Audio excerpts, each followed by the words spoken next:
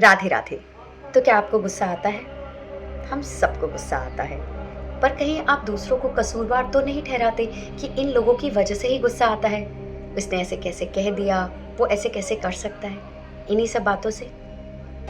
क्योंकि अगर हम लोगों पर गुस्सा करते हैं तो उसका मतलब हम उन्हें चोट पहुंचा रहे हैं, और जब हम अपने गुस्से को खुद देखते हैं तो मतलब हम अपने आप को तराश रहे हैं। आज ये बात मैं इसलिए कह रही हूँ क्योंकि मेरी आज की कहानी भी इसी के इर्द गिर्द घूमेगी। बहुत बार हमें पता ही नहीं होता कि हमें क्यों गुस्सा आ जाता है, क्या ट्रिगर करता है हमको, और उस ट्रिगर को हम कैसे रोक सकते हैं। मुझे भी बहुत गुस्सा आता था, लेकिन मैंने जब ये कहानी सुनी, समझी और अपने जीवन में आजमाई, अपने गुस्से को मैंने देखा, तो बहुत सारे बदलाव हुए मेरे अंदर। मुझे एक तरीके का, मैं कहूँ, पीस मिला, और यही चाहती हूँ कि ये पीस आपको भी मिले। एक बार ये कहानी सुन के देखिए और फिर खुद ही सोचिएगा कि कहाँ ऐसी बात है जो मुझे ट्रिगर करती है, क्योंकि लोगों में कहीं दम नहीं है आपको दुख देने का या आपको परेशान करने का। ये अपने अंदर ही कुछ है जो परेशान होने को तैयार बैठा है। तो अब परेशान नहीं होना है, सिर्फ कहानी सुननी है। तो शुरू करूँ? तो एक राज्य है जिसके राजा बहुत ज़्यादा क्रोध में रहते हैं। वो किसी भी बात पे किसी को भी वो दंड दे देते हैं, बहुत ज़्यादा नाराज़ रहते हैं, कभी मंत्री से, कभी जनता से, कभी रानी से। ये सब देख के लोग बहुत परेशान थे, और अब जनता जनार्दन धीरे धीरे धीरे वो प्रदेश छोड़कर जा रही थी। अब रानी को ये बहुत कठिनाई लगने लगी कि ऐसे तो हमारा राज्य खाली हो जाएगा और हमारे साथ कोई नहीं रहेगा। अब वो अपनी बहन से इस बात की चर्चा करती है। तो बहन कहती है कि एक पड़ोस के राज्य में एक बहुत बड़े महात्मा संत आए हुए हैं, तुम जाकर राजा के साथ उनसे क्यों नहीं मिलती हो? अब रानी बहुत मिन्नतों के बाद में राजा जी को ले जाती है, उन संत के सामने बिठा देती है। अब संत पूछते हैं कि बताओ तुम्हारी क्या दिक्कत है?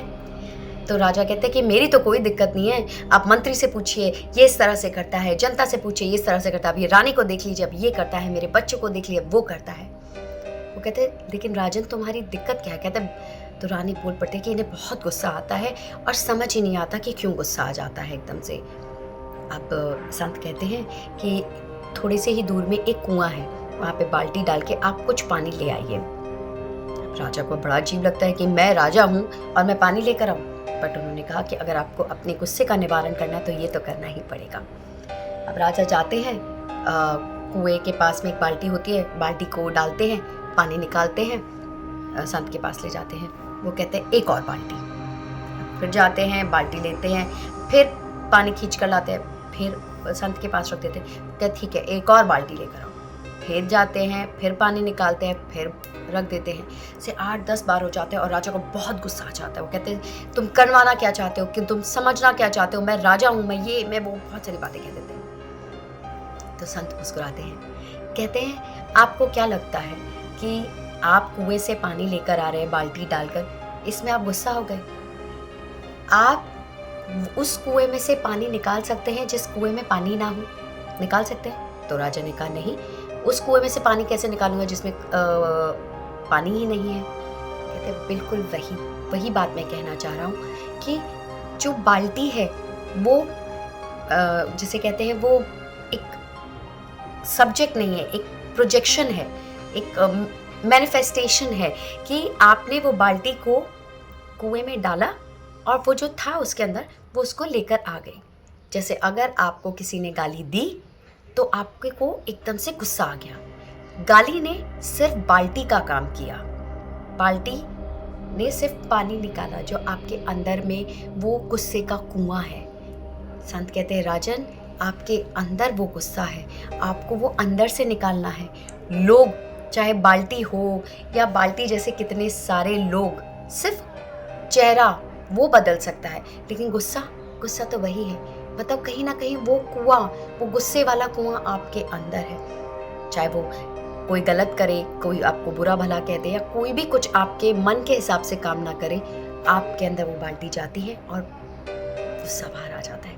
आपको खुद देखना है अपने अंदर कि कहाँ मैं गुस्सा कर रहा हूँ, किस तरह से मैं गुस्सा कर रहा हूँ। बहुत बार हमें बार बार उसी 1-2 चीज़ों की वजह से ही गुस्सा आ जाता है कि कोई हमारी बात नहीं सुनता या कोई हमारी बात समझना ही नहीं चाहता।